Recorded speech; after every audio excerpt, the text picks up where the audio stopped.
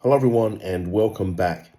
In this video I'm going to talk about the concept of we've just got it or we've got it.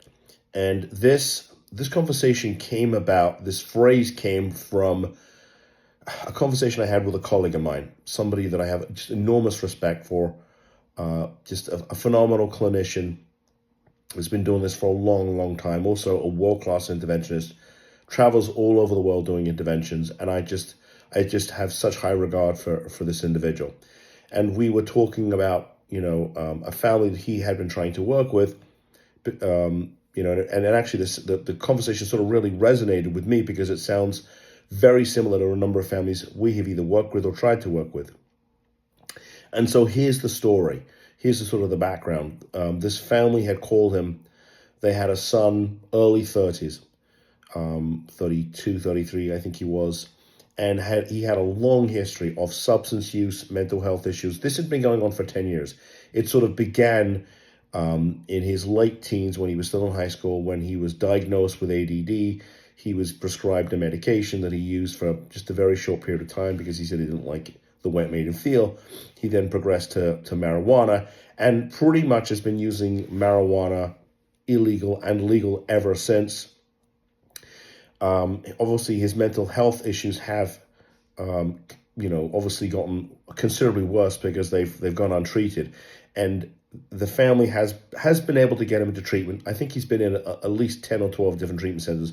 He never stays more than a couple of weeks. And of course, when you don't stay in treatment long enough, even if it's the right facility, it's just the true definition of insanity, right? It's just going to keep occurring and going to get worse. And that's what's been happening. And finally, the family approached my colleague and said, perhaps we should do an intervention to get him back into treatment, because at this point, he's definitely not going to go. He's adamant about it. In fact, he says there's nothing wrong with him, and that the entire family needs to go and see a psychiatrist because you guys are all nuts, right? Sound familiar? In any event, they spent 2 weeks planning this thing, and the night before the intervention was going to go down, the family said, "You know what? We're not doing this. We've talked to our son, and well, we've got it. We've got it from here. We'll take care of this." And he said, "Well, what do you mean you've got it?" And they said, "No, it's fine. He's going to go in. He's agreed to go." And so, look, I share this with you because I hear this a lot from families, and please understand that when I share these stories with you, I hope you understand I come from a place of love. I'm hopeful that when I share this content, this video, that it will resonate with you and you will understand where I'm coming from when I tell you, no, you don't just got it.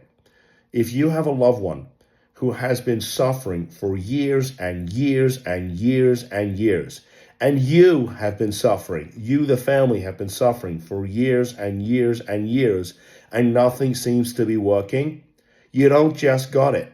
You don't have it at all. And this is going to continue, and it's going to get worse until something tragic happens. Or the state takes your loved one and decides not to give them back to you. And they can take your loved one of two ways.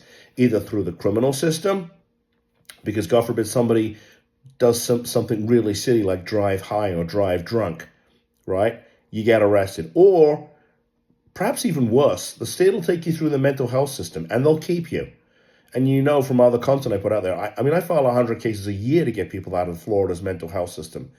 So it's not a place you want your loved one to go. But at some point, if you don't take responsibility for saving your loved one, the state's going to do it for you. And I promise you, you won't like the way they do things. You won't like the results that you see if you even ever get your loved one back. And so what I'm trying to tell you is, while I know that deep down you are hoping that this will resolve on its own, that you will convince your loved one to go to treatment and stay long enough, unfortunately, I'm here to tell you that kind of thing typically only happens in movies. Nobody who's been sick this long makes the decision to not only go to treatment, but stay long enough. And I'm talking minimum 3 to 6 months in treatment, and then at least a minimum of 6 months of some type of aftercare. If they're not willing to do that, then this is going to continue. Okay? You're going to need to do what needs to be done. whether that's a Marchman Act, whether that's a guardianship, whether it's both at the same time, and maybe there's an intervention involved in the process or some case management. I mean, all these things are options for you. But the bottom line here is that when you tell yourself you just got it, you don't just got it. You really don't. And I'm sorry if you feel that way. I'd really like to help you, because this is all that we do. I don't do anything else. For the last 10 years of my 30 years of practice, I've done nothing else but help save families. And I'd like to save yours. But it's going to start with the realization that you don't just got it. So anyway, I hope this was okay. I hope that you understand where I'm coming from, that it was, and that you're okay with me sharing this content. If this resonates with you, I'm happy to chat with you. Please reach out to us for help. If you like this video, please give me a thumbs up. My social media guy tells me it helps with the rankings, whatever that means. And if you subscribe to the video or the channel, you'll get more of this content for free.